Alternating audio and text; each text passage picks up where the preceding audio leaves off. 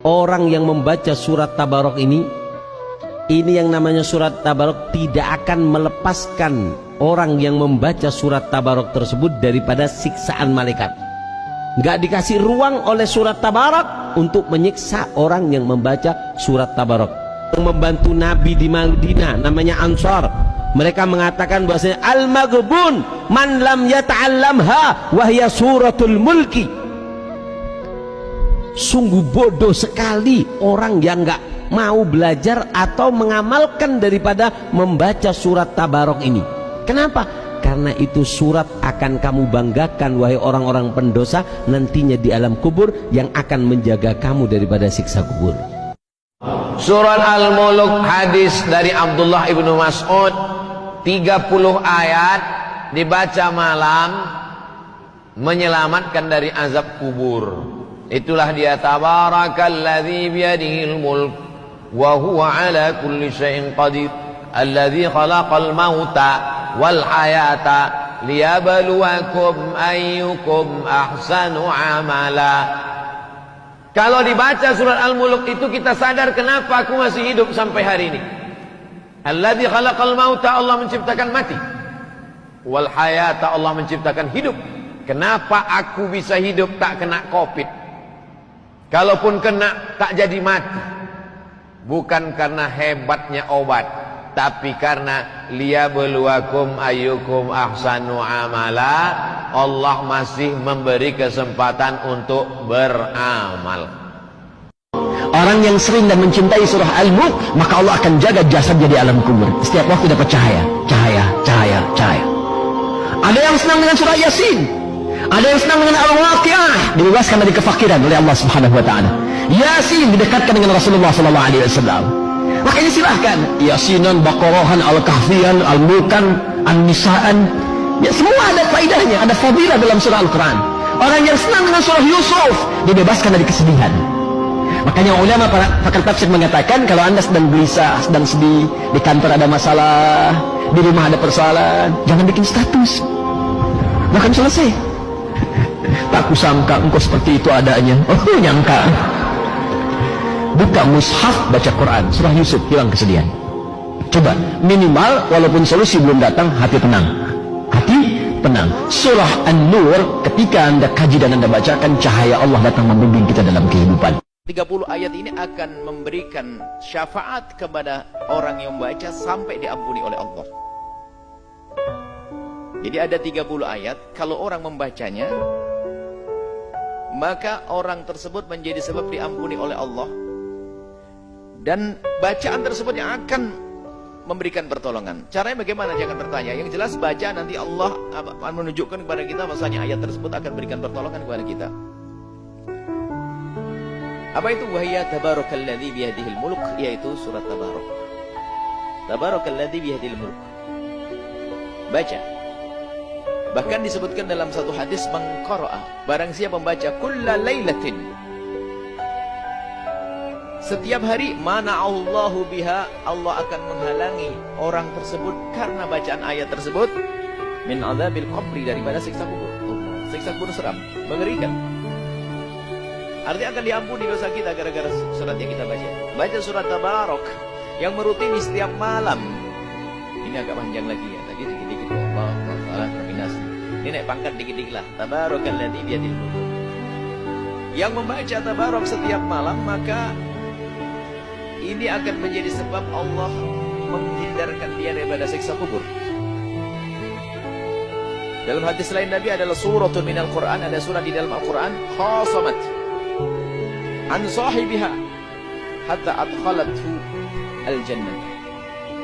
Ada surat dalam Al-Quran yang akan membela yang membacanya sampai masuk surga, yaitu tabarakalladzi biyadihil mulk. Jadi surat itu akan membela, nggak boleh masuk neraka. Sehingga perlu kita setiap malam baca surat tabarakalladzi biyadihil mulk sebelum tidur, atau habis maghrib, atau habis isya. Itu kalau sudah biasa 45 menit, 4 menit lah. Kalau sudah biasa, hafal. Nggak terlalu banyak. Demi di alam barzakh nanti akan kita tidak mendapatkan siksa. Belum kita mati ni, hafal surah Al-Mulk. Tak panjang pun, 30 ayat je. 30 ayat je surah Al-Mulk. Kenapa? Rasulullah sebut, siapa-siapa yang hafal surah Al-Mulk, Rasulullah kata, siapa-siapa yang baca surah Al-Mulk sebelum daripada dia tidur, kemudian dia baca surah Al-Mulk, malam tu dia tidur sampai ajal dia mati malam tersebut, tiada pertanyaan malaikat Munkar dan Nakir, dan tiada azab kubur untuk diri. Wal bila, dan orang yang mempunyai rasa malu hendaklah selalu mengingat kematian dan perkara ketika kita berada di alam kubur. Makanya nih, ulun membiasakan di mana-mana majlis kalau pian mengumpati ulun habis maghrib ulun pasti baca suratul Muluk. Kenapa? Nabi Muhammad telah mengatakan suratul Muluk mani'atun min adzabil qabr. Orang yang mengamalkan suratul Muluk akan dilepaskan dari siksa kubur. Dan siksa kubur adalah sesuatu yang hak. Dan Rasul telah mengatakan suratul Muluk ini petunjuk dari Nabi Muhammad, dan kita berataan bakal masuk kubur. Rasul telah mengatakan suratul Muluk mani'atun min adzabil qabr, sehingga ulama menganjurkan kepada kita untuk dibaca di malam hari. Kalau kada kawa imbah maghrib, imbah isya. Kalau kada kawa imbah isya sebelum guring. Kalau kada kawa sebelum guring, teguring tailan tebangun, baca suratul Muluk. Kalau kada kawa jua, apalagi sudah semalaman kada kawa baca suratul Muluk lah. Bagi kami yang haid, Bang Guru, jangan dibaca. Cukup didengarkan aja. Baca dalam hati. Karena sesuatu yang diharamkan bagi orang yang haid adalah membaca dan menyentuh Al-Quran. Jangan dibaca, jangan disebut. Suratul Muluk. Kalau sudah Rasul mengatakan nih suratul Muluk akan mencegah seseorang dari siksa kubur, kenapa kita mengabaikan suratul Muluk?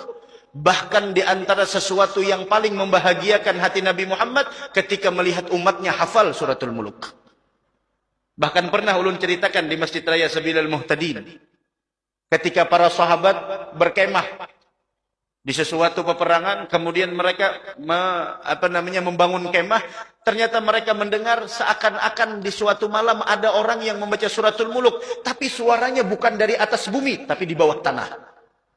Mereka laporkan kepada Nabi Muhammad, "Ya Rasulullah, kami mendengar ada seseorang yang membaca suratul Muluk, akan tetapi dari bawah tanah." "Naam," kata Nabi Muhammad, "itu ada kubur si fulan yang dulunya selama di dunia dia istiqamah mengamalkan suratul Muluk."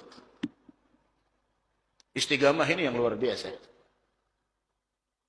Baca Al-Mulk itu punya banyak keutamaan. Salah satunya, siapa yang baca Al-Mulk sebelum tidur, maka Allah akan bebaskan dia dari azab kubur. Kalau kita mencintai Allah, harusnya yang sering kita sebut adalah nama-namanya Allah, firman-firmannya Allah. Yang kita baca adalah firman-firmannya Allah, yakni Al-Quran.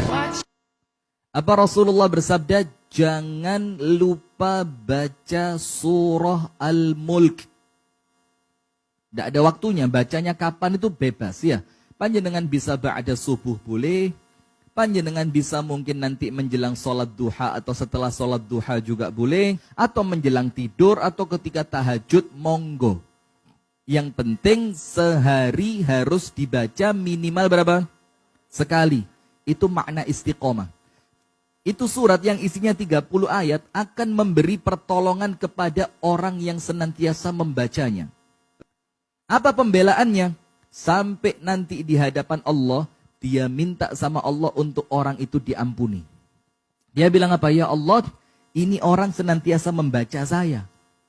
Maka jadikan saya sebagai pemberi syafaat untuknya, ampuni semua dosanya. Dan oleh Allah syafaatnya diterima. Itu keutamaan yang pertama. Apa keutamaan yang kedua? Dalam hadis yang sahih dikatakan, orang yang senantiasa membaca surah Al-Mulk, Allah akan menyelamatkan dia dari azab kubur. Kalau selamat dari azab kubur berarti dapat apa? Nikmat. Panjenengan mau nikmat kubur. Nah, maka ini bahaya, Bu. Ini panjenengan ini sebentar lagi loh. Lah, saya juga sama loh. Baik, singkat cerita, ada orang itu fasik, pas sampai disiksa malaikat, surat Tabarok muncul menjelma sebagai seseorang. Kalau kamu menyiksa orang ini berarti nyiksa saya. Terus berdebat, kata malaikat, ini orang nggak benar, ini orang fasik, saya harus mukuli dia. Kata surat Tabarok, sak fasik-fasiknya aku neng hati ini, kena nyiksa dekne nyiksa aku. Malaikat bilang gini, ya sudah, kita lapor kepada Allah Subhanahu Wa Taala. Lapor, akhirnya surat Tabarok ini cerita ke Allah, ya Allah, ini orang setiap kali datang ke saya dari sekian surat-surat yang ada di Quran